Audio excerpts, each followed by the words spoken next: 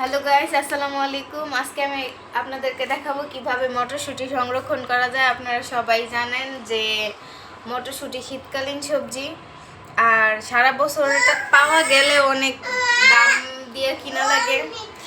তাই আজকে আমি আপনাদেরকে দেখাবো মটরশুঁটি কিভাবে সংরক্ষণ করা লাগে। আমি অলরেডি একটা জিপার লক ব্যাগের মধ্যে একটা সংরক্ষণ করছি। প্রথমে আমি মটরশুঁটিটার মধ্যে পানির মধ্যে এক ডেক পানির মধ্যে লবণ আর চিনি পরিমাণ মতো দিয়া, পানিটা যখন বলক আসছে তখন মটরশুঁটিগুলো দিয়া একদম ফুটন্ত গরম পানিতে 2 মিনিট রাখছি। এরপর ঠান্ডা পানিতে ট্রান্সফার করছি।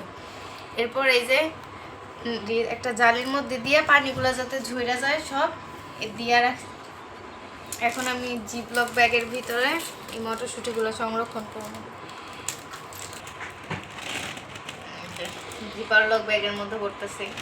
মটরশুঁটি মাছ দিয়া ভুনা খাইতে, অথবা পোলাওয়ে দিলে, বিরিয়ানিতে দিলে, অথবা নুডলসে দিয়া খাইতে অনেক মজা লাগে।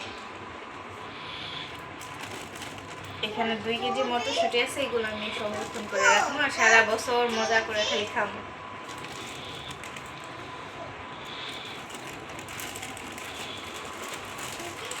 এই যে একটা জিপার লক ব্যাগের মধ্যে ভরছি। আমার পাইপটা কই গেল? একটু কর্নারে দিছি। এখন এটার ভিতরে যত হাওয়া আছে এটা একটু টান দিয়ে নিয়ে বের করে ফেলবো। যত হাওয়া ছিল এগুলো বের হয়ে গেছে, আর এই যে মটরশুঁটিটা অল্প জায়গার মধ্যে রয়ে গেছে। তুমি দিবা?